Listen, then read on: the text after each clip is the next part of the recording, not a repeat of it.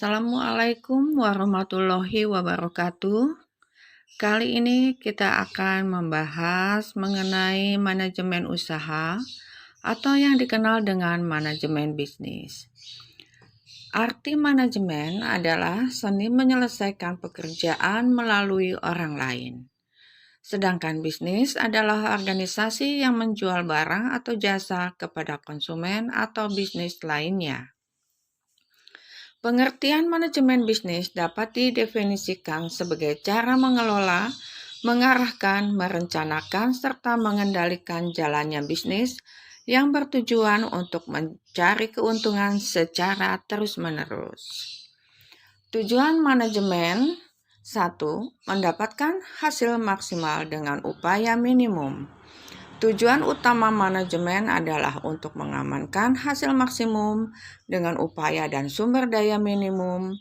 Manajemen pada dasarnya berkaitan dengan berpikir dan memanfaatkan sumber daya manusia, material, dan keuangan sedemikian rupa sehingga akan menghasilkan kombinasi terbaik. Kombinasi ini menghasilkan pengurangan berbagai biaya. 2. Meningkatkan efisiensi faktor-faktor produksi.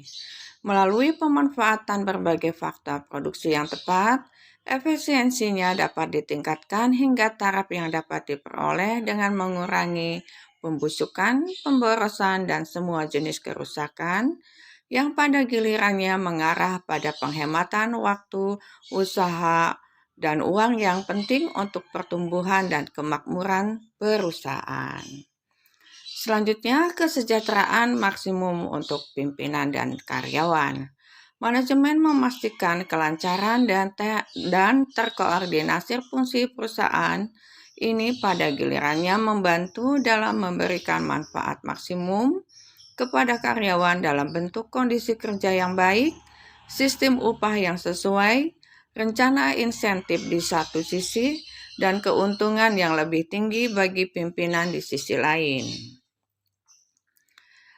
Selanjutnya, perbaikan manusia dan keadilan sosial. Manajemen berfungsi sebagai alat untuk peningkatan serta perbaikan masyarakat. Melalui peningkatan produktivitas dan pekerjaan, manajemen memastikan standar kehidupan yang lebih baik bagi masyarakat.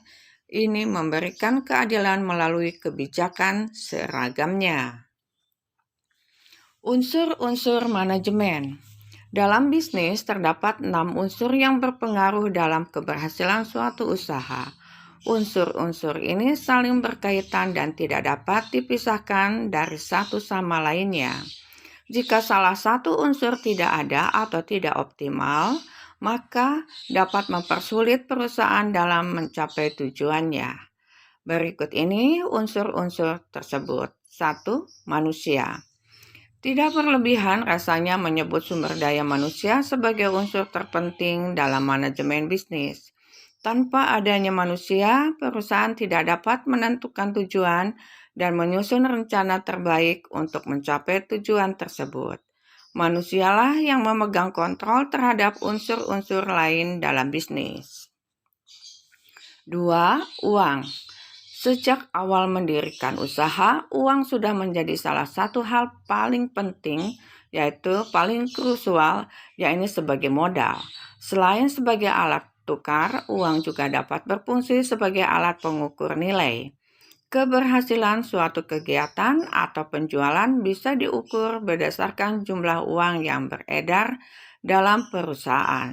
Sebagai salah satu unsur manajemen, uang dapat membantu Anda untuk memperhitungkan bisnis secara rasional. Hal ini berkaitan dengan berapa banyak uang yang harus disediakan untuk membeli mesin baru, membayar gaji karyawan, hingga berapa banyak yang harus didapatkan demi mendapatkan keuntungan. 3. Bahan. Ada 2 jenis bahan dalam unsur bahan, yakni bahan setengah jadi dan bahan jadi. Tanpa adanya bahan, bisa dipastikan Anda akan kesusahan untuk menghasilkan produk yang hendak dijual. Seluruh rencana yang disusun dapat menjadi percuma dan menghambat perusahaan mencapai tujuannya. 4. Mesin. Anda sudah mempunyai bahan yang diperlukan untuk membuat produk. Namun, proses produksi bisa terhambat apabila Anda tak memiliki mesin yang mumpuni. Perlu diingat bahwa dalam hal ini mesin tak hanya terbatas pada mesin-mesin pabrik untuk menghasilkan produk barang. Mesin seperti komputer, printer, hingga mesin fotokopi juga memiliki nilai penting dalam proses bisnis Anda. 5. Metode. Unsur satu ini membantu Anda dan tim untuk menjalankan setiap proses manajemen secara efektif dan efisien.